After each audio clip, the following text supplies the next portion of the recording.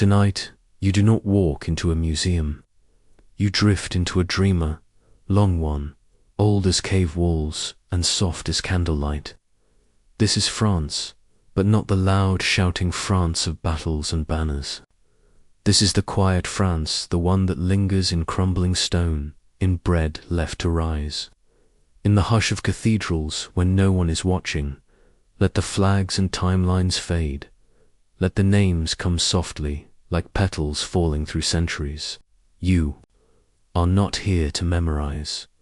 You are here to wander, to feel the weight of castles on the earth and the weightlessness of revolution in the air, to breathe in the dust of philosophers and the perfume of forgotten queens. Let your shoulders loosen. Let your breath slow. Let the centuries pass not like storms, but like waves, slow, rhythmic, warm. The past is patient here, and France, even in its fiercest hours, has always known how to dream in sleep. You begin in darkness, but not the frightening kind. It is the slow, velvet dark of a cave that has not heard a human footstep in thousands of years. The walls are cool. The air is damp, heavy with sleep. And before you ever meet a king or see a crown, you feel something else, the breath of the first dreamers of France. There is no France yet, not even a name, only hills and forests, rivers winding lazily toward the sea, glaciers retreating slowly, like old regrets. But deep beneath this quiet earth, people are painting. You move carefully now, your fingers tracing the cool stone walls of a cavern near what will someday be called Lascaux. Here, in the dim flicker of ancient firelight, someone once crushed ochre and charcoal between their palms.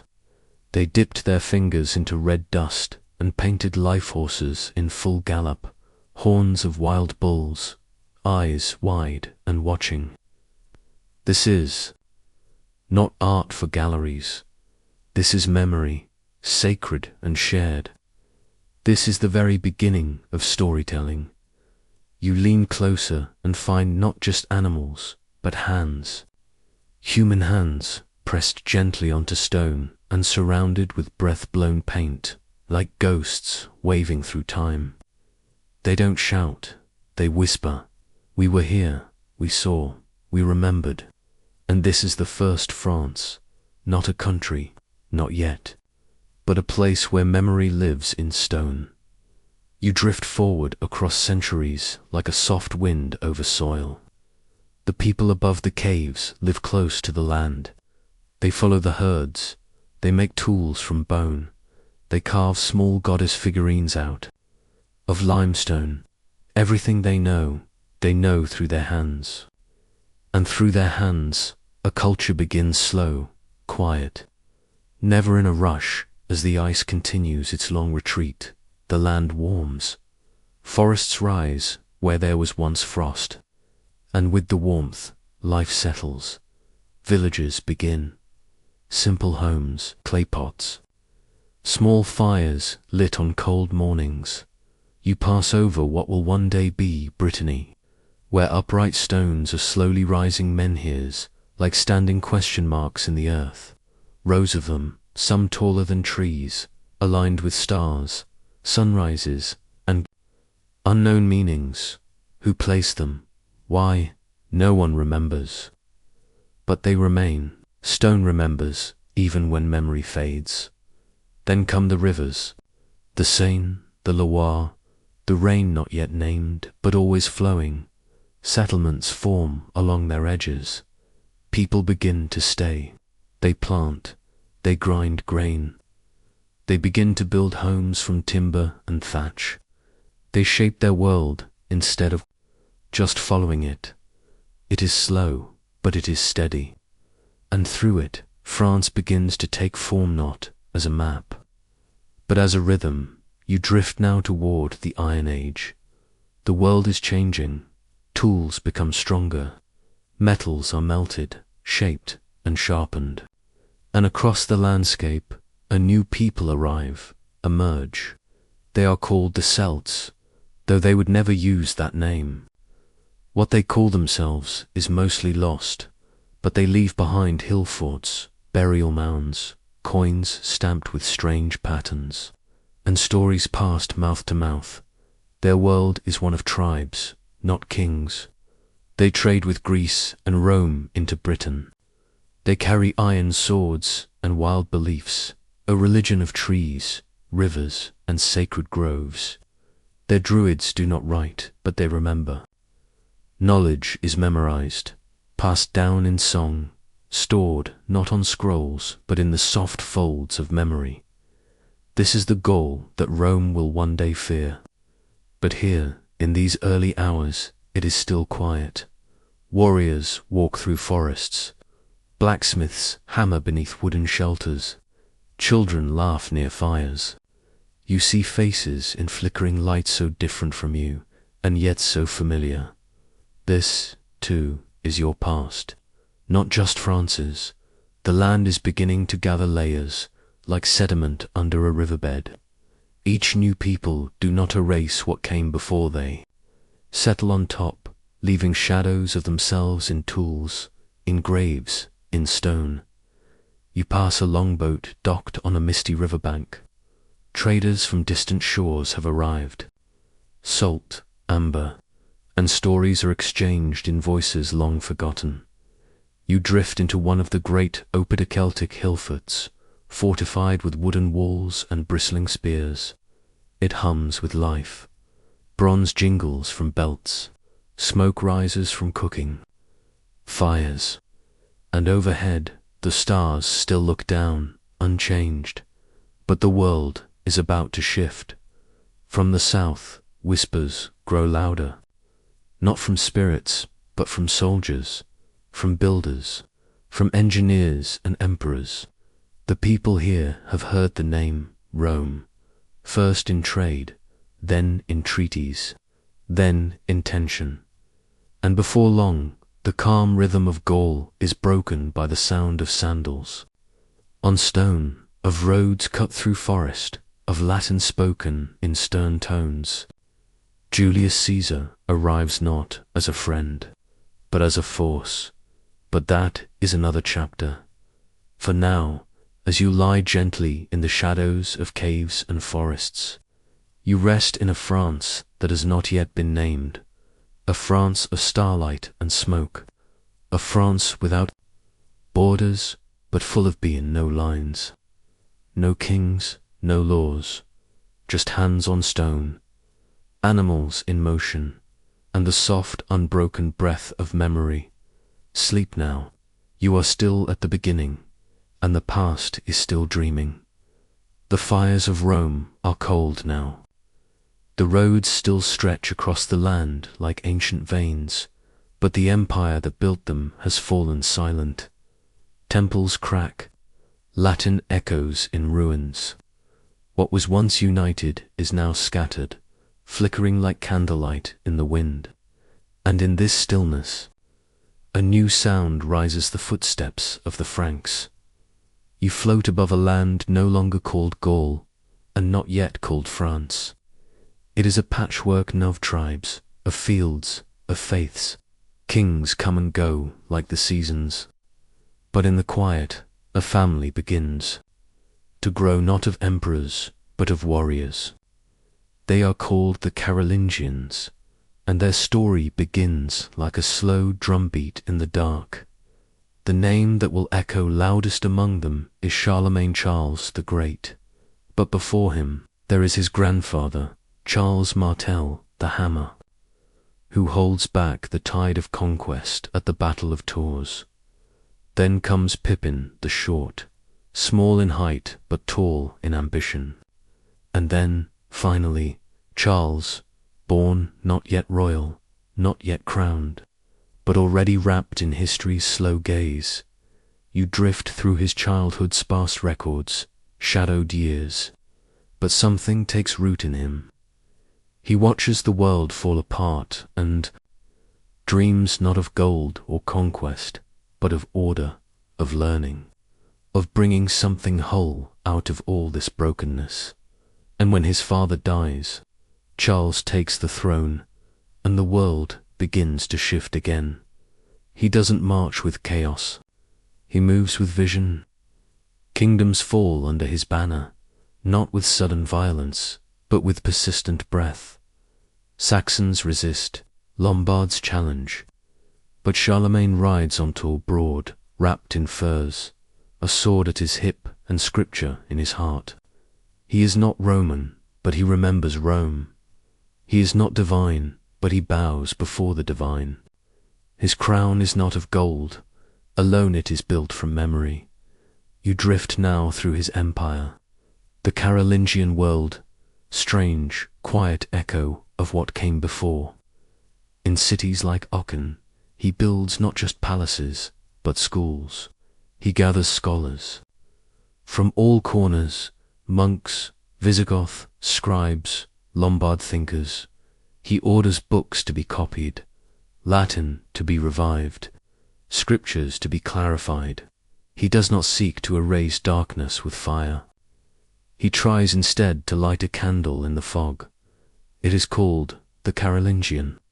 Renaissance not, like the later one with paintings and marble, but a gentler rebirth. Here, knowledge is fragile, precious, stored in ink and whispers, tucked between mountains. Monks copy and preserve texts by hand, Bibles, histories, even fragments of pagan poets. Nothing is thrown away. Everything is remembered, and still Charles rides. He listens to music. He encourages law. He brings the idea of empire back into a world that has grown used to forgetting. And then, one winter night in Roma Christmas, 800 AD, he kneels before the Pope. Or perhaps he doesn't kneel. The story shifts depending on who tells it. But what matters is this: he is crowned Emperor of the Romans, a crown that Rome no longer owns, a title reborn in the cold of the north. The past doesn't return. It is rewritten. Charlemagne becomes the first Holy Roman Emperor, but what is he really? A king of farmers, a warlord with scholars, a ruler who dreams too much. You float through his empire wide, proud, fragile. Communication is slow, borders are uncertain. Power depends on loyalty, not maps. He divides the land among nobles, builds churches, sends missives, but the cracks remain. He is holding together something vast with thread and faith, and yet there is still something softly noble in it, because Charlemagne believes in knowing, in building, in preserving. He cannot stop time, but he tries to slow its fray, and in doing so, he gives France its first great breath. When he dies, the crown passes on, but not the strength. His sons, his grandsons, they cannot hold what he held. The empire fractures, the dream splinters. Soon, the world will change again. Vikings will arrive with fire. Nobles will fight among themselves. And France, as a shape, will begin to emerge not from peace, but from pressure. But Charlemagne remains, not in marble, not in myth, but in memory, in the quiet pulse of a land that once again believed in order and ideas, in schools, in stories, in the slow, deliberate act of writing the world down before it disappears. You hover now over the old stone churches he built, the faded capitals he claimed. Time has worn them thin, but the light still falls through the windows. And in some monastery somewhere, a candle still burns above a book that his scholars once touched. Sleep now. Let the crown fall gently to the earth. Let the roads grow quiet again, for the man is gone but the motion has begun, and France, though unnamed, is already listening. The crown has passed from Charlemagne's hand, and with it the certainty of empire vanishes into mist. You now enter the Middle Ages not through a door, but through fog. Time moves slower here. Centuries unfold like smoke. And as you float across the land, you see something begin to rise stone. Heavy and stubborn, laid brick by brick against the pull of forgetting. Castles first, not grand, but practical. Fortresses of fear, built high on hills, surrounded by moats and wooden palisades. They watch over a countryside that is no longer ruled by emperors, but by lords. Kings still exist, yes, but their reach is short. The true power lies in land, in loyalty, in the silent exchange of protection for obedience. Feudalism, a word that rustles like old parchment, begins to stitch the world together in uneven threads. You drift through a village tucked beneath one of these towers. Life is slow, dirt paths, small thatched huts, chickens, carts, children. The Lord's banner flutters high above, though most peasants will never speak to him. They owe him days of labor, portions of grain, whispered obedience. In return, he offers defense from raiders, and the loose comfort of being someone's subject. But not all power comes from the sword. You feel another presence rising in this age, a quieter, deeper, more ancient pull. The church you pass through. A wooden chapel, then a stone one, then one carved like a mountain into the sky. Cathedrals rise not from gold, but from faith and centuries of patience. You step into the cool nave of a Gothic sanctuary and look up. The arches stretch like ribs. The glass glows with saints and stories. Candles flicker. Incense curls. And the silence holds its breath. In these great churches, peasants and princes kneel side by side, both small beneath the gaze of heaven. The church becomes the great equalizer, the keeper of memory, the voice of God whispered in Latin. Monks still copy books in monasteries. Priests still tell stories that sound like thunder and mercy. And across every town square, the bell tower becomes a spine of time, ringing each hour like a heartbeat. The king, meanwhile, grows impatient. In this era, you meet men like Hugh Capet, who, in 987, takes a crown that barely commands Paris. The Capetian line begins there, not with might, but with endurance. One crown passed from father to son through generations, small at first, then larger, then legendary. France, still not whole, begins to dream of being one thing. But there is no peace. The lords squabble. The English crown claims pieces of the French map, and somewhere in the Holy Land, a pope calls for war. The Crusades begin. You feel the stir of horses, the shine of armor, the clatter of ambition. French nobles, seeking salvation or spoils or both, ride east with red crosses stitched into their cloaks. The church promises heaven, the battlefield promises glory, but the truth is more tangled. Blood flows, cities burn, empires collapse into memory, and yet ideas travel too. Trade routes open, languages mix, and French identity, always evolving, stretches now beyond borders. Back home, castles grow more elaborate. They thicken with towers, moats deepen, drawbridges creak. Chivalry enters the song, soft fiction wrapped around hard lives. The knight becomes not just a fighter, but a symbol, honorable, courtly, devoted to God, to lady, to lord. You smile at the illusion, knowing the mud and the blood beneath the myth dot, and then the great age of building you. Rise above Chartres, Reims, Amiens, stone lifted impossibly high, flying buttresses stretch like wings, rose windows bloom like galaxies. These cathedrals are not just churches. They are books of stone meant to be read by light. Every carving, every beam, every colored glass pane tells a story. For the illiterate, they are libraries. For the devout ladders to heaven, you pause in Notre Dame long before the fire that will one day scorch it.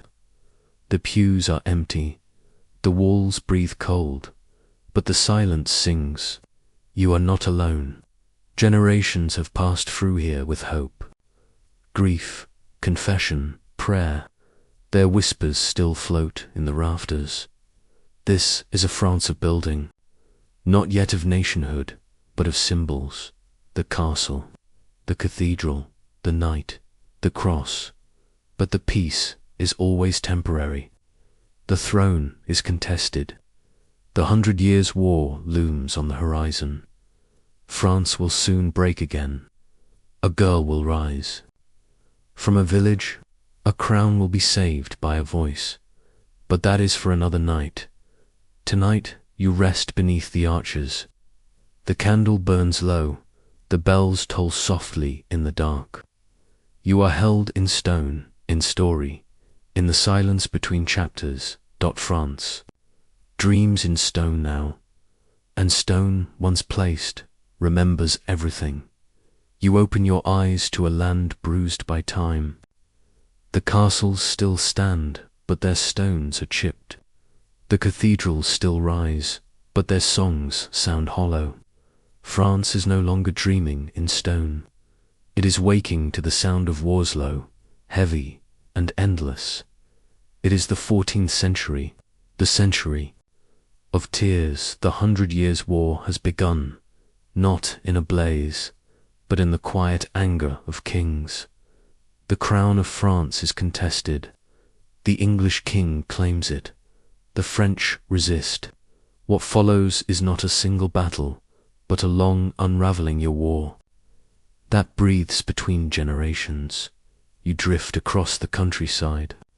Fields once green are trampled by soldiers' boots. Villages burn, then rebuild, then burn again. The people grow weary. Their sons are conscripted. Their taxes rise. Their gods seem farther and farther away.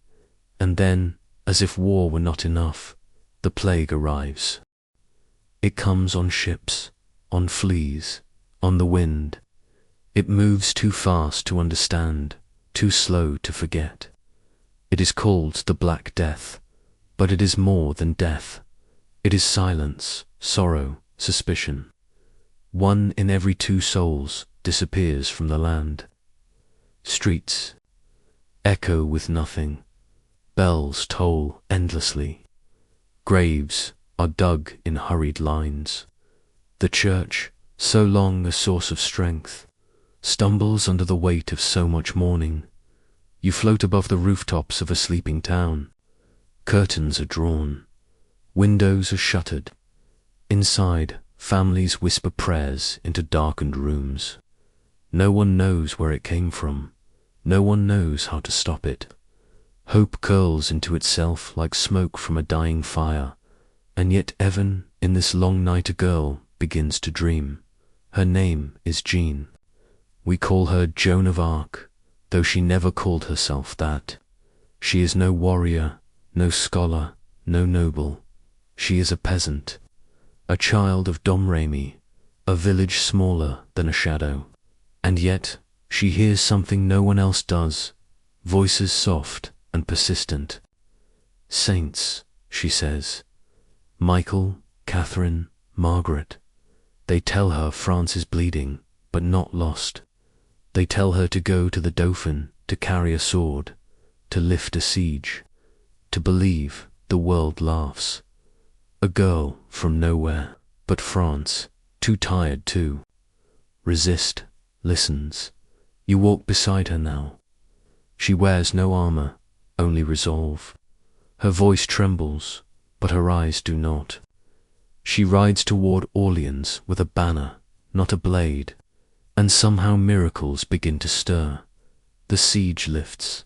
Morale rises. The Dauphin is crowned Charles VII, not by tradition, but by her faith. She kneels in Rheims Cathedral as the new king is anointed. She has no title, no crown, no land but France in that moment. Leans forward and breathes. But history is rarely kind to its dreamers. Joan is captured, not by enemies of France, but by allies who do not understand her. She is handed to the English, put on trial, accused not of treason but of heresy, of dressing as a man, of claiming to hear divine voices. She is 19 years old. Her body has not yet finished becoming a woman. Her spirit has already moved mountains. You stand at the edge of the fire. She does not scream. She does not bow. Her banner burns before her. The smoke rises, and with it something stays alive. The war drags on. Years blur. Cities change hands. But something in France has shifted. A flame lit by a peasant girl now flickers in every village. It is not victory, not yet, but it is belief, quiet and aching, and even as plague returns in waves, even as harvests fail and kings die and cardinals bicker, the idea of France persists. It is no longer just a patch of land. It is something spoken of softly, something prayed for in candlelight, something painted in stained glass behind the altar. France does not win quickly. The 100 Years' War continues for decades after Joan's death. But eventually, the English retreat. The crown, so long uncertain, now rests on French soil. The map begins to harden. The name begins to mean something more than just territory. Still, the scars remain. The people are fewer, the towns quieter, the fields less forgiving. But there is a strength in survival, even the quiet kind. Even the kind that doesn't make banners or statues. You lie now beneath the cold stars above Domremy, where Joan once heard voices. The wind moves through the grass. The rivers continue their journey. The churches still stand. France, fractured and hollowed, is not defeated. It still dreams now in Phyla Elight, now in silence, now in the memory of a girl who believed. It begins not with thunder, but with velvet, not with banners, but with mirrors. The war is done for now. The crowns have been passed, patched, reclaimed. The plagues have hushed, though their memory still lingers like a cough in a quiet room. France is scarred, yes, but it is still standing, and into this weary landscape a boy is born. One who will not just wear the crown, but become it, Louis XIV. The name arrives like perfume, heavy gilded, unmistakable. A child king, orphaned early by power, surrounded by whispers and rebellion. The nobles eye the throne like hawks, and for a while it seems they might pull it apart. But the boy watches, learns, waits, and when the moment ripens, he becomes more than a monarch. He becomes the sun. You drift into his world, now Versailles. Not yet the palace of legend, but a hunting lodge surrounded by marsh and imagination. Slowly it begins to grow, hall by hall, wing by wing. Gold leaf pressed like dawn against stone. Gardens unfurl like ribbons. Fountains rise where frogs once sang. And at the center, always, is him. Louis. Walks slowly, purposefully. He dresses, not for comfort, but for spectacle. Lace cuffs, jeweled heels, powdered wigs like clouds of dignity. His waking is an event, his meals a stage, his sleep a ritual. He does not rule from behind parchment or pulpit. He performs the monarchy. Every breath he takes reminds the court. that the crown does not merely sit above him, it shines from within him. And so France begins to orbit. The nobles restless, dangerous are pulled into his gravity. He brings them to Versailles, far from Paris, and drowns them in etiquette. One wrong glance, one misstep in the endless choreography of bows and greetings, and you were dismissed. They become prisoners of politeness, gilded birds in a cage of privilege. In keeping them close, Louis keeps them small. You move through mirrored halls now, your footsteps silent on marbled floors. Outside, music wafts over trimmed hedges. Inside, courtiers whisper secrets behind fans. The king may not hear, but he knows. He always knows. Louis expands France's influence abroad. War, diplomacy, and marriage all become tools in his long game. He centralizes power, builds armies, and stretches the bureaucracy until it mirrors his will. He calls himself the Sun, king, not out of vanity alone, but out of intent. Everything in France is meant to reflect him. The state is no longer a machine. It is a mirrored dot, and yet mirrors crack. You drift beyond Versailles into the countryside. Here, the fields are less gilded, the people less polished. The taxes are rising, the harvests are poor, bread grows thinner, the nobles feast on PT and poetry, but the farmers work longer hours for fewer grains. The glory of Versailles costs more than gold, it costs blood. You pass by a peasant family, faces weathered, hands like bark. They speak in dialects the king will never hear. They pay dues to lords who never visit. Their France is not Versailles. Their France is endurance. Back at court, scandals bloom like poisonous flowers. Affairs, assassinations, the affair of the poisons where nobles are accused of black masses and slow murders. It's hushed, but not hidden. Louis manages the chaos, but it ripples through his golden world like a hairline fracture in glass. Still, he holds the image. For decades, he does not waver. He outlives his sons, his heirs, his critics. He becomes time itself, wearing France like a second skin. But even the sun must set when he dies. After more than 70 years on the throne, France is weary of his brightness. The country is elegant, powerful, admired, but fragile. The cost of his grandeur lies like a quiet debt across the land, and behind him a palace stands, not just of stone, but of stories. Versailles, still shimmering in twilight, remains a monument not to war, but to performance, a theatre of kings, a dream of control, a mirror still warm with breath. You rest now beneath its chandeliers. The music has stopped.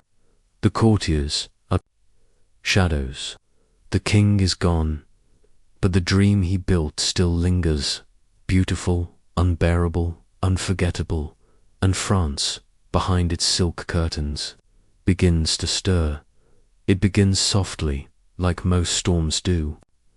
A whisper in a marketplace. A price of bread that rises too high. A murmured complaint in the dark corners of Paris. The palace still shines. The courtiers still dance. But beyond the mirrors, something is stirring. You drift now across the rooftops of late 18th century France. The air smells of smoke, sweat, and a kind of tension too old to name. Versailles still gleams in the distance, its fountains still flowing, but the soil beneath it is restless. The old system, with its kings and priests and taxes and titles, feels heavy, like a coat that no longer fits. France is divided, not by borders, but by weight. At the top, the nobility and the clergy, stitched in silk and stitched into the law. Below, The third estate, everyone else, merchants, farmers, tailors, teachers, servants, bakers, children, they carry the weight of the kingdom on their backs, and for centuries they've borne it in silence. But now they begin to speak, and then write. Pamphlets flutter through the streets like birds released from cages. Philosophers who once dined in salons now speak through ink. Voltaire, Rousseau, Diderot.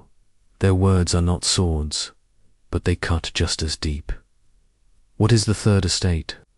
One asks, everything. Another says, man is born free, and everywhere he is in chains. The words fall into hearts like seeds, and the people begin to bloom into citizens. You find yourself in Paris on a warm July morning in 1789. The streets are humming, not with joy, but with a new kind of breath. The king has called the estates to order an old assembly, dusty from disuse. The people arrive, dressed in plain cloth, holding hopes larger than their names. They want a voice, a change, a chance to rewrite the rules. When they are locked out of their meeting room, they do not go home. Instead, they gather in a tennis court, strange and poetic, and swear an oath. They will not disband until a new constitution is born. The air thickens, the monarchy trembles, and then, just days later, the storm truly breaks. You are there as the people take up whatever they can: axes, sticks, kitchen knives. They march not to Versailles, but to the Bastille, a prison more symbolic than strategic. They do not storm it for the prisoners. They storm it because it stands for something: oppression, fear, the weight of kings. When its gates fall, the world shifts. A wall has cracked, a line has been crossed, and France is never the same. You drift through the streets as statues fall and new flags rise. The tricolour flutters above heads once bowed. Liberté, eagle-eyed. The words echo like lullabies in the minds of the newly awakened. But revolutions do not dream in straight lines. The King Louis XVI rise to adjust, to concede, to survive. But the tide is rising. The people no longer want his mercy. They want change. The court flees. The Queen, Marie Antoinette, becomes a target for every hunger left unhealed. Versailles is now a ghost. The people march on it, not with weapons alone, but with children and carts and chants. The monarchy is abolished. The king is tried. You hover over the square as the guillotine is erected. It is sharp, efficient, cold. The execution is not shouted, it is done in silence. And as his head falls, a nation exhales. Not in celebration, but in something quieter, something tired. The revolution eats its own. Robespierre rises, with his sharp mind and sharper ideals. The reign of terror begins, not in fire, but in ledgers. Lists, names, each morning. Another cart rattles through the cobblestones. The blade falls. Again, again. The people are no longer spectators, they are participants, prisoners, prophets, and prey. Neighbors denounce neighbors, streets run red. The dream begins to burn at its edges. You float through the silence that follows each execution. The blood is washed away, but it stains the memory. The revolution, once a dream of justice, now tastes like fear. And yet even in this something new is born. France, amid its most violent hour, is changing its bones. It has begun to belong to its people, not its monarch. It has declared that rights come from humanity, not hierarchy. That the power to govern is not divine, it is shared. It is messy, imperfect, bloody, but it is movement. And in that motion, a new France begins to open its eyes. Eventually, the terror ends. Robespierre falls. His words, once fire, now ash. The revolution, exhausted, slumps into silence. What follows is a fragile peace. A republic trying to walk for the first time. The guillotine is dismantled. The prayers return. The streets are swept, and still, Versailles stands, empty. Echoing. You lie now beneath the shadow of its long windows. The gardens are overgrown. The halls smell of dust and wind. But outside, in the city, the people are reading, voting, working. They are building a new France, not just from stone, but from hope. The dream has changed. It is no longer a dream of gold, ceilings and kings divine. It is a dream of being seen. Sleep now. You are no longer a subject. You are a citizen, and the night listens. You wake into a silence too wide for peace. The guillotine has fallen quiet. The revolution, once thunder, now hums like a wind left behind by a storm. France is not broken, but it is hollow. The crown is gone, and the republic stumbles like a child just learning to walk. People whisper of liberty, but long for order. They dream of equality, but ache for strength. And into that dream, a figure begins to rise, not with gold, nor robes, nor divine right, but with discipline, with ambition, with boots.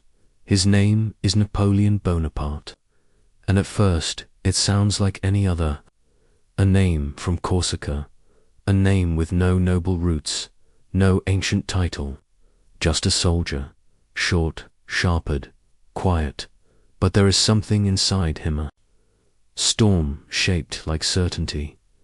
You drift through the chaos of the post-revolutionary republic. There are still debates, still dreams, but also confusion, betrayal, fear. France is not sure what it wants, only that it cannot go backward, and so it turns, gradually, toward a man who seems to know exactly what must come next. Napoleon becomes first consular title borrowed from the Roman past. Then, not long after, emperor, not crowned by the Pope, but by his own hand, in Notre Dame. You are there. The cathedral smells of incense and decision. The crown gleams above his head, and when he lifts it, places it upon himself, you feel the hush of history catching its breath. This is no king by blood. He is a king by will. He reshapes France like a sculptor with too much clay. He rewrites Laos, the Napoleonic code, simple, clear, precise. He strengthens schools, builds roads, opens careers to talent, not titles. He calls himself a servant of the revolution's ideals, but trims their sharpest edges, and then he marches across rivers, across mountains, across the borders of every European map. You float above his armies, their boots hammering the ground like war drums.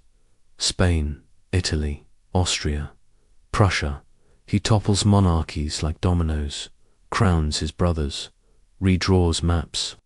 For a moment it seems the world will speak French, not by choice, but by echo. But empires, especially fast ones, stretch to thin. Russia, vast and frozen, becomes a turning point. You drift above the snow. The wind bites. The supplies vanish. The fires flicker and die. Napoleon's grand army, once a tide, becomes a trail of bones. He returns, but something has changed. The crown is heavier. The cheers are fewer. The rest of Europe closes in like a trap. Battles roll across fields like thunderclouds. Leipzig, Waterloo, and finally, defeat. You find him alone now, on a small island, Elba, then later, St. Helena. The wind whips his coat. The ocean stretches like regret. He writes, remembers. denies he is not humbled, not fully, but he is gone and yet not really, because Napoleon does not leave France the way kings leave France. He becomes something stranger myth, almost a spirit, a name the people whisper when they feel forgotten, a legend carved into streets, laws, statues, ambitions. He gave France something it never had before, man who rose not by bloodline, but by belief. You drift through the streets of Paris decades later. The empire is gone, the monarchy has returned, then gone again, but everywhere Napoleon remains, in the uniforms, in the memory, in the silent comparisons. He is the mirror. All new leaders must pass through. Even in absence, he commands. He was not gentle, he was not just, but he was real. And for a country so often dreaming in thrones and cathedrals, he was a reminder that greatness could come from nowhere, that the son of an island lawyer could bend history, that glory, however fleeting, could feel almost eternal. You rest now, near his two-man enormous dome in Paris, where light falls like reverence. His body lies in layers of coffin's wood, lead stone, too many for one man. But that's the thing about legends. They grow larger than what they contain. France is no longer his, but it is no longer the same, and even now, if you listen closely, you can hear it, the soft sound of footsteps, marching still. In dreams, Paris no longer hears the clatter of Napoleon's boots, but it has not gone quiet. The streets remember too much. The walls hold echoes. The stones beneath your feet are warm with memory. You drift now through a 19th century France that cannot decide what it wants to be, not for long. Not all at once. The monarchy returns, clumsy and cautious, like a ghost that doesn't know it's not welcome. Louis XVIII, brother to the guillotined king, wears the crown with uneasy hands. He promises peace, but the people no longer believe in peace born from palaces. They remember Bastille. They remember breadlines. They remember that power, once taken back, should not be so easily returned. After him, Charles X clings harder. To the past, he dreams in tapestries, not taxes. His reign tightens the leash. Newspapers are censored, rights rolled back, and the people, their silence grows dangerous. In 1830, they rise. Barricades bloom like iron flowers. The streets, again, become a language of fire and stone. The king flees, another Bourbon exiled. You drift beside the new figure who replaces Louis Philippe, the citizen king. He wears a top hat, not a crown. He walks among bankers, not bishops. He eats with the bourgeoisie, not with dukes. For a time, the country exhales. A middle-class France, a softer dream, but underneath, the old questions remain: who eats, who votes, who waits. You wander into a working-class district in 1848. The factory air is thick, the bread is thin. The promises of liberty feel too far away. Once again, the people rise. The barricades return, like old friends. Cobblestones are pulled up from the street and stacked like resolve. Flags wave, guns fire. And the king, this citizen king, runs too. What follows is the Second Republic hope, reborn on paper. Men vote, reforms stir. But still, the dream phrase at the seams. Too many voices, too many fears, too little bread. And into the confusion steps a familiar name, Napoleon. But this time, it is Napoleon, the third nephew of the emperor, echo of a myth. He is elected, then crowned, not by divine right, but by memory. France does not believe in kings, but it believes in glory. And this man promises it. The Second Empire is strange, grand, artificial. Paris is reshaped by Baron Haussmann, who tears down the old medieval city and lays wide boulevards, long and gleaming. You hover above the transformationalities become avenues, slums become sights. The city is made more beautiful, yes, but also more watchable, more controllable. Barricades, after all, are harder to build in wide open spaces. Still, the empire stumbles. War comes, again. Franco-Prussian War, swift and brutal. Napoleon III is captured. The empire falls, and Paris, that aching city of dreams, declares itself a commune. For 2 months in 1871, it governs itself. Workers rule, artists paint hope onto brick. Churches are repurposed. Flags fly red. It is brief, it is imperfect, but it is bolder whisper of something new. And when it ends in blood. The army crushes the commune in a week. Thousands are executed. Paris weeps. But the memory does not die.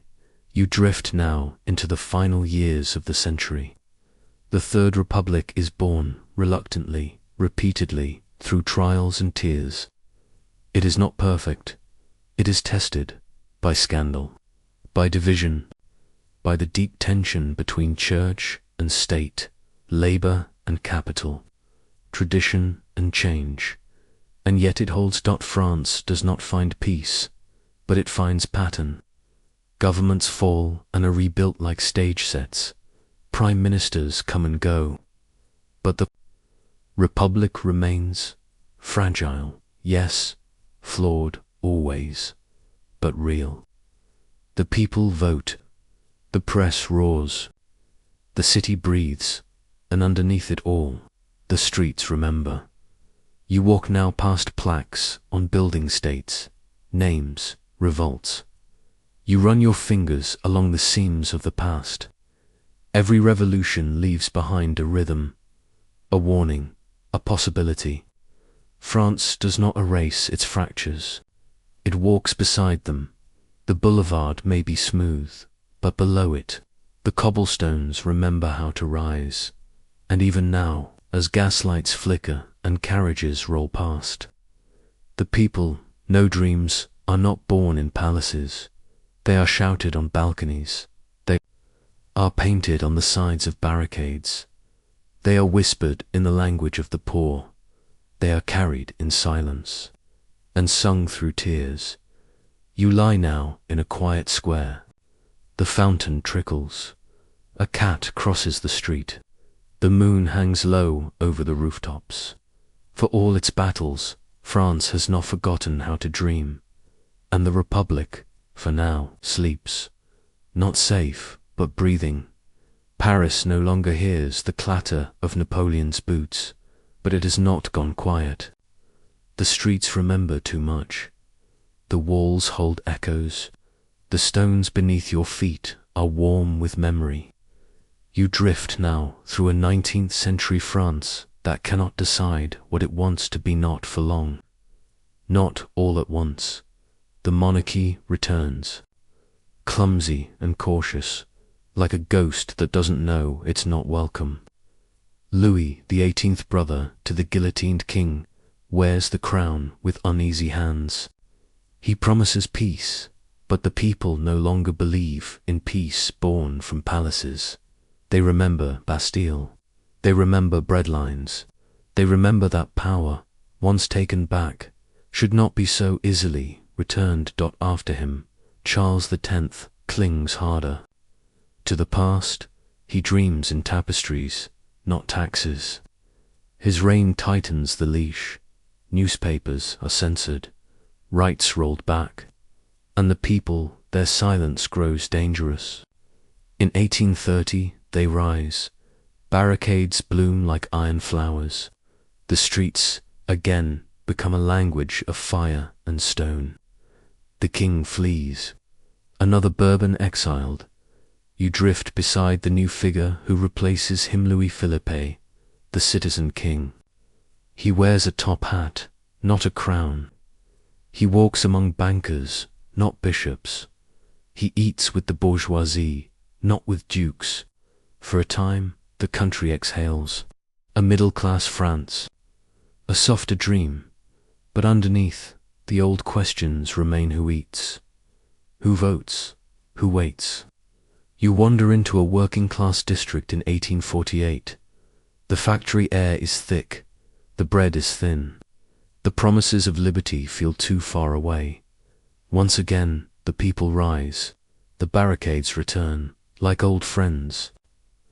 Cobblestones are pulled up from the street and stacked like resolve. Flags wave. Guns fire. And the king, the citizen king, runs too. What follows is the Second Republic hope, reborn on paper. Men vote. Reforms stir. But still, the dream frays at the seams. Too many voices, too many fears, too little bread. And into the confusion steps a familiar name, Napoleon. But this time, it is Napoleon, the third nephew of the emperor, echo of a myth. He is elected, then crowned, not by divine right, but by memory. France does not believe in kings, but it believes in glory. And this man promises it. The Second Empire is strange, grand, artificial. Paris is reshaped by Baron Haussmann, who tears down the old medieval city and lays wide boulevards, long and gleaming. You hover above the transformation alleys become avenues, slums become sights. The city is made more beautiful, yes, but also more watchable, more controllable. Barricades, after all, are harder to build in wide open spaces. Still, the empire stumbles. War comes again. Franco-Prussian War, swift and brutal. Napoleon III is captured. The empire falls, and Paris, that aching city of dreams, declares itself a commune. For 2 months in 1871, it governs itself. Workers rule. Artists paint hope onto brick. Churches are repurposed. Flags fly red. It is brief. It is imperfect. But it is bolder whisper of something new. And when it ends in blood. The army crushes the commune in a week. Thousands are executed. Paris weeps. But the memory does not die. You drift now into the final years of the century. The Third Republic is born reluctantly, repeatedly, through trials and tears. It is not perfect. It is tested by scandal, by division, by the deep tension between church and state, labor and capital, tradition and change. And yet it holds. France does not find peace, but it finds pattern. Governments fall and are rebuilt like stage sets. Prime ministers come and go. But the Republic remains fragile, yes, flawed always, but real. The people vote. The press roars. The city breathes, and underneath it all, the streets remember. You walk now past plaques on building states, names, revolts. You run your fingers along the seams of the past. Every revolution leaves behind a rhythm, a warning, a possibility. France does not erase its fractures. It walks beside them. The boulevard may be smooth, but below it, the cobblestones remember how to rise. And even now, as gaslights flicker and carriages roll past, the people, no dreams, are not born in palaces. They are shouted on balconies. They are painted on the sides of barricades. They are whispered in the language of the poor. They are carried in silence and sung through tears. You lie now in a quiet square. The fountain trickles. A cat crosses the street. The moon hangs low over the rooftops. For all its battles, France has not forgotten how to dream. And the Republic, for now, sleeps. Not safe, but breathing. Paris no longer hears the clatter of Napoleon's boots, but it has not gone quiet. The streets remember too much. The walls hold echoes. The stones beneath your feet are warm with memory. You drift now through a 19th century France that cannot decide what it wants to be not for long. Not all at once. The monarchy returns. Clumsy and cautious, like a ghost that doesn't know it's not welcome. Louis, the 18th brother to the guillotined king, wears the crown with uneasy hands. He promises peace, but the people no longer believe in peace born from palaces. They remember Bastille. They remember breadlines. They remember that power, once taken back, should not be so easily returned. After him, Charles X clings harder. To the past, he dreams in tapestries, not taxes. His reign tightens the leash. Newspapers are censored, rights rolled back, and the people, their silence grows dangerous. In 1830, they rise. Barricades bloom like iron flowers. The streets, again, become a language of fire and stone. The king flees. Another Bourbon exiled. You drift beside the new figure who replaces him, Louis Philippe, the citizen king. He wears a top hat, not a crown. He walks among bankers, not bishops. He eats with the bourgeoisie, not with dukes. For a time, the country exhales. A middle-class France. A softer dream. But underneath, the old questions remain: who eats? Who votes? Who waits? You wander into a working-class district in 1848. The factory air is thick. The bread is thin. The promises of liberty feel too far away. Once again, the people rise. The barricades return, like old friends. Cobblestones are pulled up from the street and stacked like resolve. Flags wave. Guns fire. And the king, the citizen king, runs too. What follows is the Second Republic hope, reborn on paper. Men vote. Reforms stir. But still, the dream frays at the seams. Too many voices, too many fears, too little bread. And into the confusion steps a familiar name, Napoleon. But this time, it is Napoleon, the third nephew of the emperor, echo of a myth. He is elected, then crowned, not by divine right, but by memory. France does not believe in kings, but it believes in glory. And this man promises it. The Second Empire is strange, grand, artificial. Paris is reshaped by Baron Haussmann, who tears down the old medieval city and lays wide boulevards, long and gleaming. You hover above the transformation alleys become avenues, slums become sights. The city is made more beautiful, yes, but also more watchable, more controllable. Barricades, after all, are harder to build in wide open spaces. Still, the empire stumbles. War comes, again. Franco-Prussian War, swift and brutal. Napoleon III is captured. The empire falls, and Paris, that aching city of dreams, declares itself. A commune. For 2 months in 1871, it governs itself. Workers rule. Artists paint hope onto brick.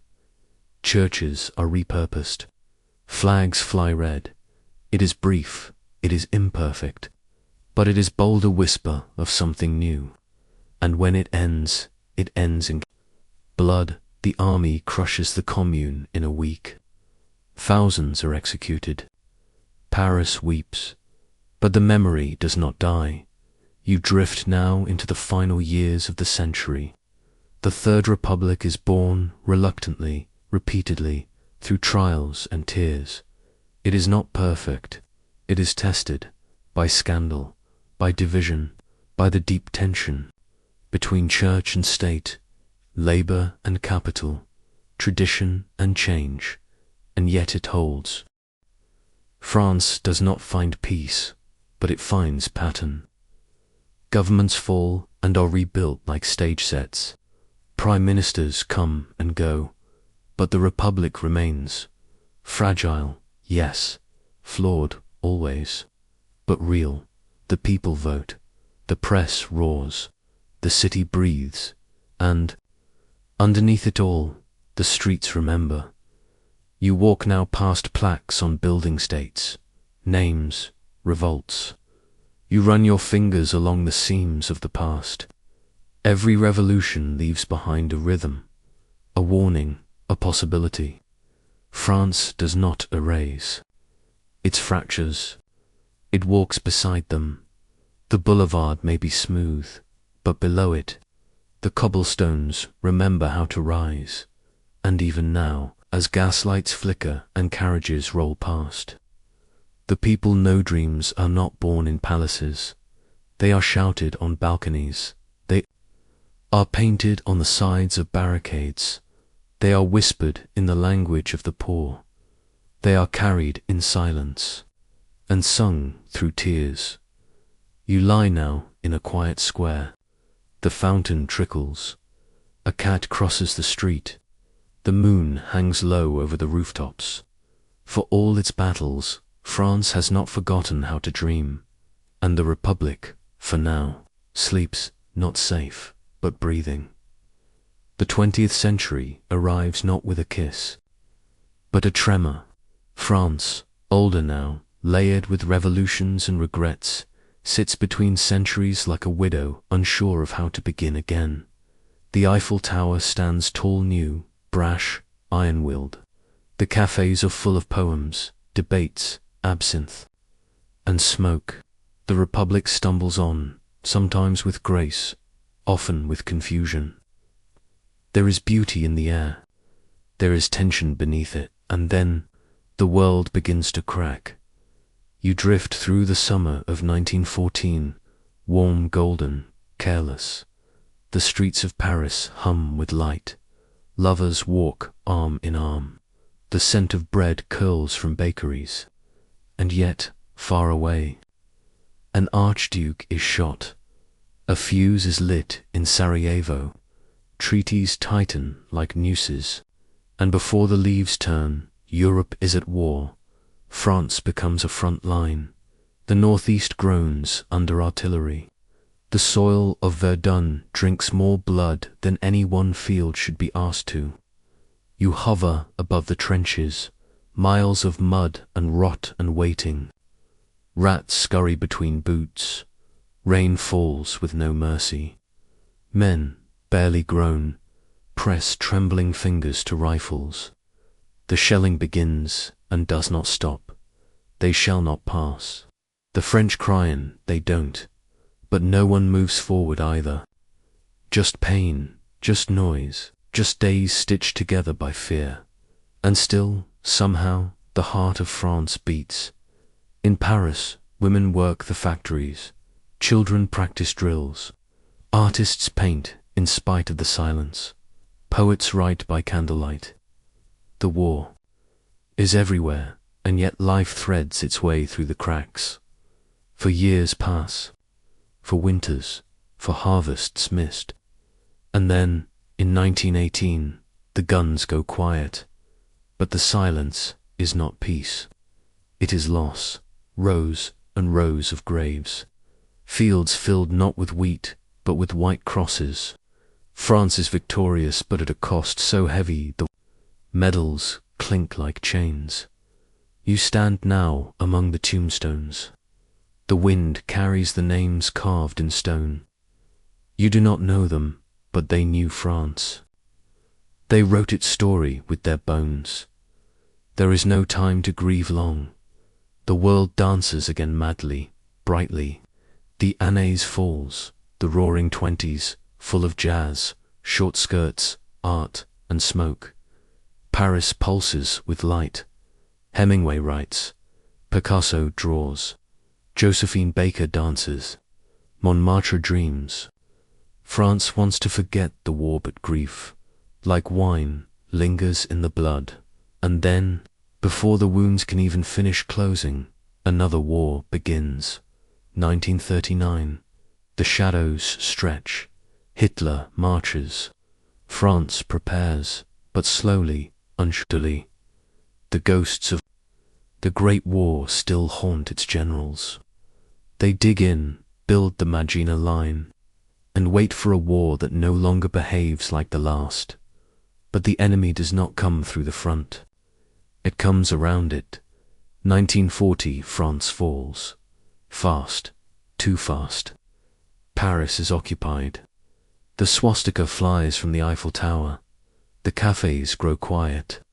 The resistance begins, not with armies, but with whispers, leaflets, sabotage, messages stuffed into baguettes, bridges blown at night.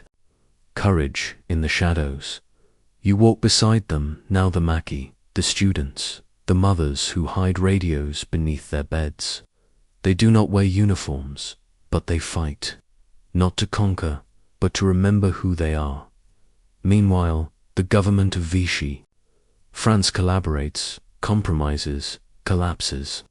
There are roundups, deportations, Jews forced from homes, loaded into trains. The Republic, fractured again, watches some of its own forget its promise, but not all. In 1944, the Allies return. The beaches of Normandy explode with fire. American boots hit the sand. British guns roar. The resistance rises from the cracks. And Paris, proud and bruised, is liberated. The people cheer. But there is no full joy. Too many names are missing. Too many eyes do not return the gaze. France has survived, but survival is not the same as peace. After the war, the country begins. Again, again. You drift through reconstruction. The rubble is cleared. The Republic is reborn. Fourth, then fifth, under Charles de Gaulle, the tall general, now a reluctant president. France tries to become whole. It rewrites itself. It pulls its colonies tighter, then watches them break away. Algeria, Vietnam, West Africa. France no longer owns empires. It owns the memory of them. The century wears on. Protests rise in 1968, and workers, side by side. The old ideas are challenged. The streets once again become a stage. France, ever dreaming, ever restless, listens, and still. Beneath all this, the ghosts walk gently. You return now to Verdun, to Oradour-sur-Glane, where silence wraps a burned-out village, to the Holocaust memorial along the Seine, to the bullet, scars in walls and the plaques beneath balconies. France remembers, not in parades, in pauses. In the way the evening sun hits a stone, where a name is carved, in the whisper of a grandmother lighting a candle, in the quiet that follows the national anthem. You lie now in a field outside Paris. The grass sways. A train passes, humming. Like memory, above you, the stars blink down, not in judgment, but in patience. The world tried to break France, but it could not make her. Forget, she does not sing of glory anymore. She sings of those who stayed, and of the ghosts that never left. You wake to a gentler rhythm now. The cannons are silent. The revolutions have cooled to embers. And yet France is not still. It never truly is. It moves, not with the thunder of kings or the roar of rebellion, but with the soft footsteps of millions quiet citizens building. A republic that remembers how to breathe. You drift into the post-war morning. Paris smells of fresh bread, fuel, and ink. There's scaffolding on the cathedrals and cafés full of philosophy. A new France is stirring not in palaces or trenches, but in conversations, in elections, in the spaces between ideas. It is a France trying to heal, but also trying to dream, not of thrones, but of futures. Charles de Gaulle towers again, not with a crown, but with steadiness. He writes a new constitution, the Fifth Republic, stronger, more presidential, more durable than those before it. He holds the pen like a sword, but it is governance he offers now, not glory. Under him, the state becomes more stable.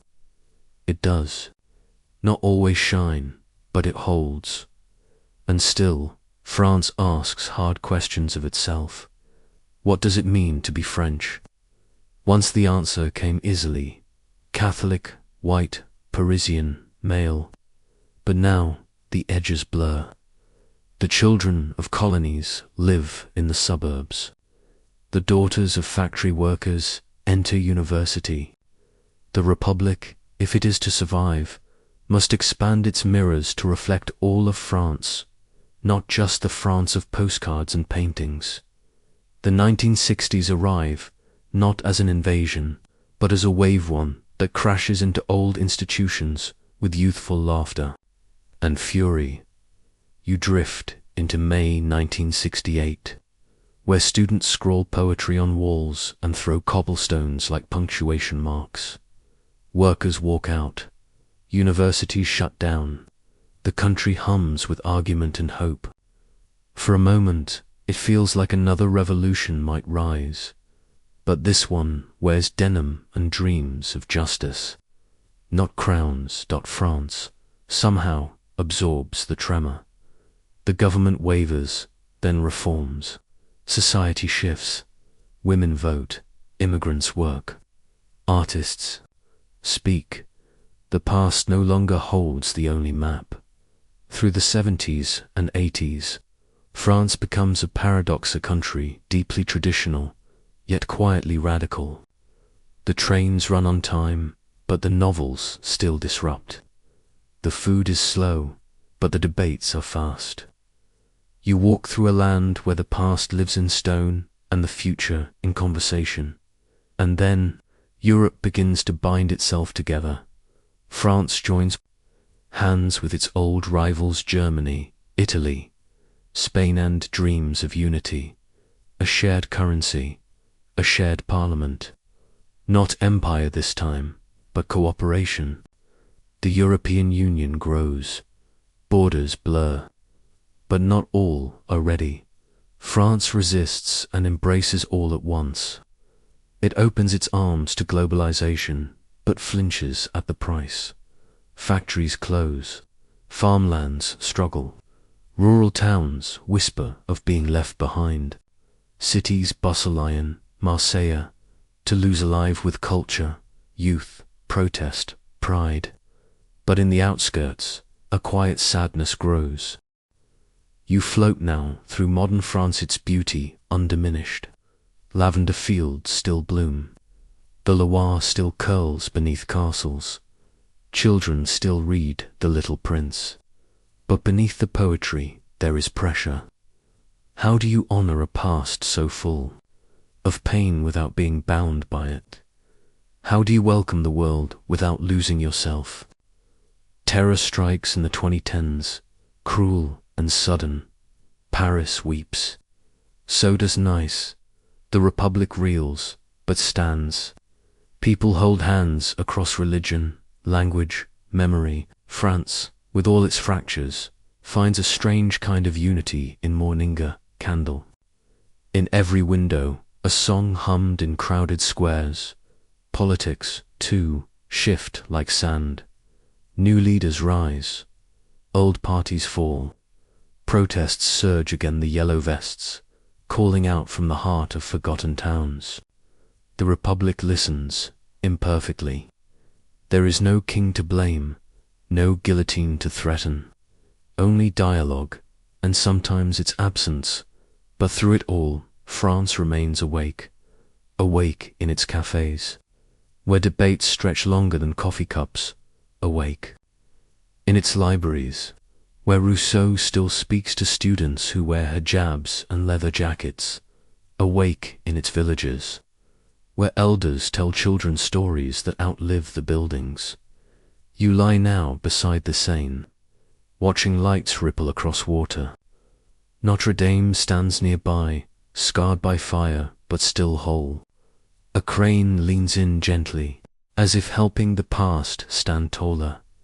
The Republic is no longer young, but it is still becoming, still rewriting itself in whispers, not revolts, still promising liberty, equality, fraternity not as trophies, but as tasks. And as you breathe beneath the night sky, the bells of a distant cathedral murmur something soft, that history is not something behind you, it's the bed you sleep in, and the dream you choose to keep alive. There are countries that bury their past, and there are countries that build with it. France curious, proud, restless, France does something stranger. It does not forget, not entirely. It remembers by shaping memory into architecture, by tucking pain beneath poetry, by letting old battles sleep under new gardens. It remembers to forget, gently, not to erase, but to keep walking. You drift now along the Rue de Rivoli, a street that wears centuries like cologne. The buildings here were born under empires. The cobblestones have known the press of royal carriages and riot boots, but today they hear only footsteps and the soft brush of bicycle tires. France has changed not by tearing itself down, but by layering stories, like an old manuscript written over again and again, yet never fully wiped clean. In some places you can see the layers clearly. The Latin Quarter still whispers Latin if you listen closely. The old Roman stones beneath Lyon, beneath Arles, still carry the sun in their cracks. Cathedrals rise where temples once stood. Mosques hum beside Gothic bell towers. A Holocaust memorial rests beside the Seine where children were once torn from their mothers, and beside it bouquinists selling love poems in paperback. This is how France forgets, with flowers placed beside tombstones, with cafes opened on streets once shelled, with school children learning about revolutions their great-grandparents lived through. Forgetting here is not losing it, is choosing what to carry forward. Not every memory is honored equally. The story of Empire of Algeria, of Indochina, of African colonies, sits heavily on the shoulders of modern France. In the schools, the lessons are cautious. In the suburbs, the children of the colonized speak fluent French, but carry surnames that still don't feel welcome. France knows this discomfort. It debates it on talk shows. It wrestles with it in art. It tries, sometimes haltingly, to name what was taken, and what remains. The memory of Vichy, too, lives quietly. For decades, it was easier to pretend all of France resisted. That collaboration was a footnote. But archives, testimonies, silences, they speak. And now museums tell fuller truths, not for shame, but for clarity. France knows that to forget too well is to risk repeating, and so it remembers uneasily, imperfectly. But truthfully, you walk now through villages frozen in time. In Oradour-sur-Glane, the clocks still read the hour when the soldiers came. The cars rust. The sewing machines sit beside broken walls. No one rebuilt. The town was left as spectacle, but as warning. A memory sealed in ash and time. Elsewhere, forgetting becomes survival. In the quiet countryside, beneath fields of wheat and lavender, lie the bones of battles too old to name. The 100 Years' War, the wars of religion, revolts that never made it to textbooks. the farmers sow over them. The earth does not tell. These are memories that have fallen asleep, and France, with a certain reverence, lets them rest. And yet, even in forgetting, beauty blooms. The stained glass windows of Chartres, rebuilt after flames, still tell stories of saints who may never have lived, but the colors sing. The stones of Mont Saint-Michel, once a monastery, then a fortress, now a dream pinned to the sea, hold no record of every life lived within them, but still they stand. Still they shine in the mist. France remembers in its wine, in its cheeses, named for villagers. No one leaves anymore, in its language, ever evolving, but still kissing the air with every R in songs passed from grandmother to child to phone screen, in recipes that taste of a grandfather's hands. You lie now beside the Loire, the castles glowing in the late light like children's drawings of royalty.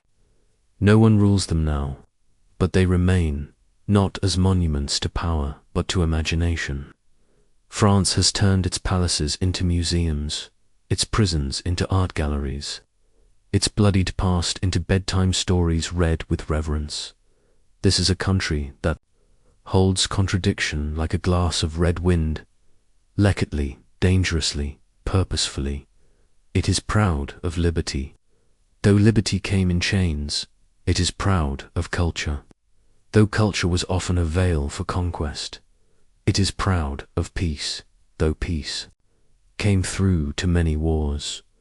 But still it dreams, because memory, in France, is not just what happened, it is what you choose to sing about. It is what you cook on Sunday. It is what you write down when the night is long and the candle is low.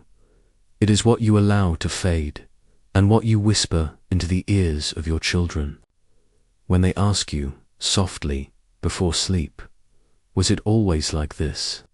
And France gently hums, no, but we are still becoming. Sleep now. Let the old names rest. Let the banners fold. Let history pause, just long enough to dream forward. You are standing still in the middle of a square in France. The air smells faintly of rain and baked bread, and somewhere nearby a violin plays a tune too old to name. The church bells are not chiming, yet you feel them in your chest, vibrations older than memory. And as you breathe, you begin to realize this place does not simply exist in time.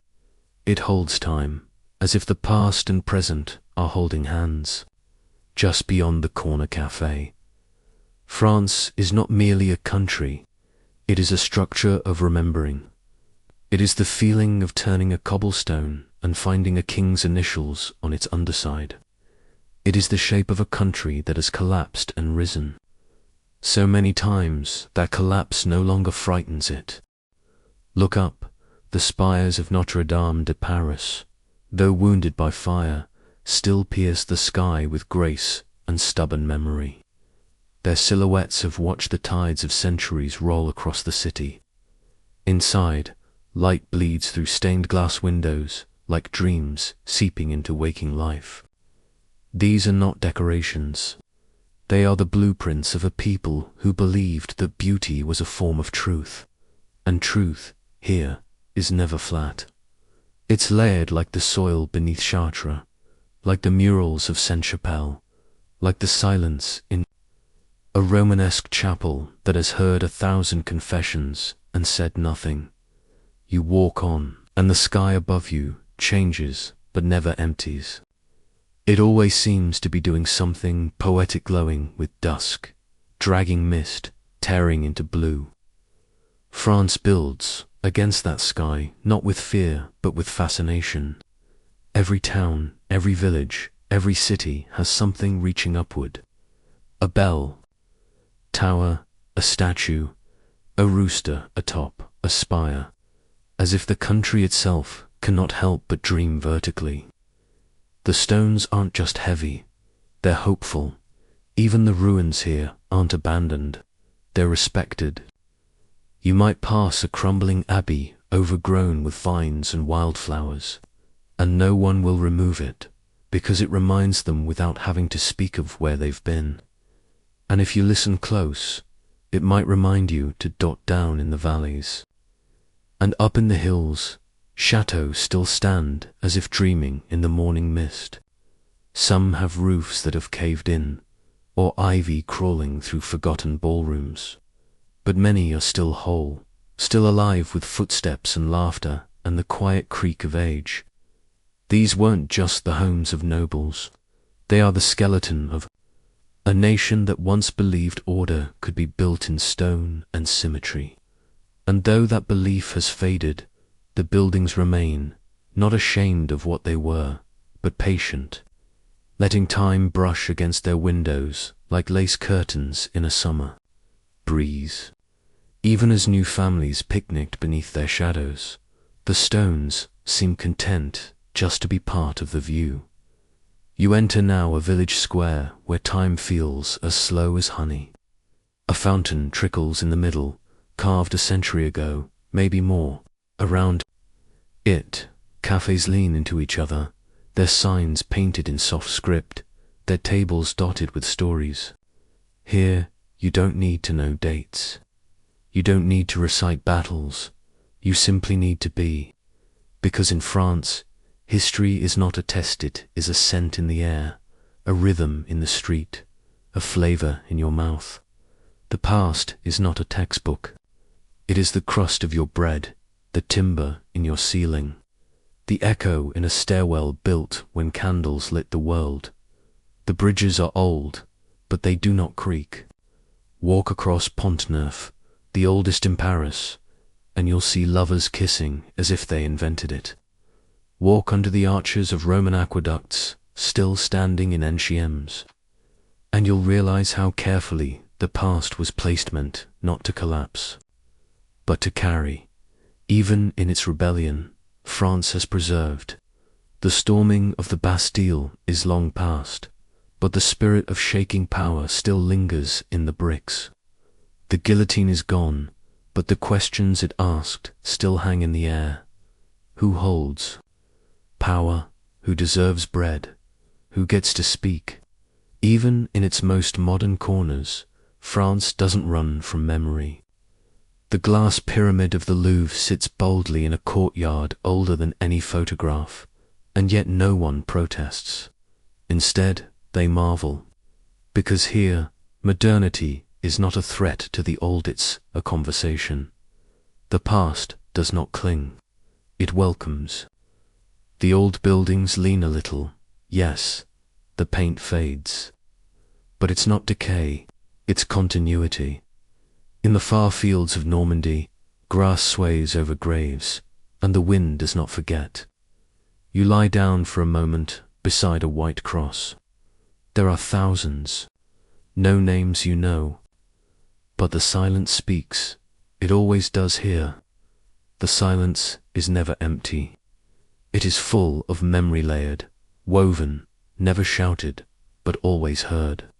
And when you rise, gently, you carry something with you, something heavy but soft, like a page folded, carefully in a pocket. Even the language seems to dream. French is not the fastest tongue. It lingers, it curves. It lets a sentence stretch its arms before landing. You do not say things simply, you offer them, like a gift in tissue paper, and the words are full of ancestry. Liberté, souvenir, douceur. Even the word for sleep almost sounds like a lullaby. You end your journey where so many do, seated by the Seine, feet swinging, the night drawing its velvet shawl around the city. Lamps blink on one by one like constellations being remembered. And beside you, someone opens a book, someone sips wine, someone tells a story that begins, once, in the time of kings. The Republic lives now. So do the dreams of liberty. But the kings are not forgotten, nor the revolts, nor the poets, nor the pain. France is not a straight line, it is a spiral, winding back and forth across time, never quite repeating, but always rhyming. You close your eyes and feel it now, not the weight of history, but the gentle warmth of it. France does not demand you remember, it simply makes it impossible to forget, and that is why it still dreams. In limestone, in sky, in every breath that carries the past softly into tomorrow.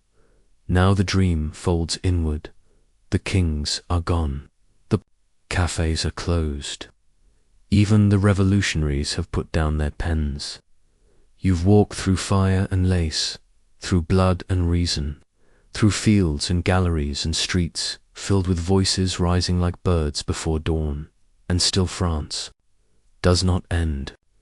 It lingers in language, in art, in the careful stubbornness of a people who rewrite themselves with every breath. Tonight, as you drift into deeper sleep, know this: France has never been just one thing. It has been many republics and ruins, myths and markets, cathedrals and classrooms. It changes, but it remembers. It rebels, but it restores. It loves beauty, but it does not shy from pain. And as you close your eyes, you carry a piece of it now, some soft corner of its endless, echoing memory. Sleep well, traveler. France will keep dreaming beside you.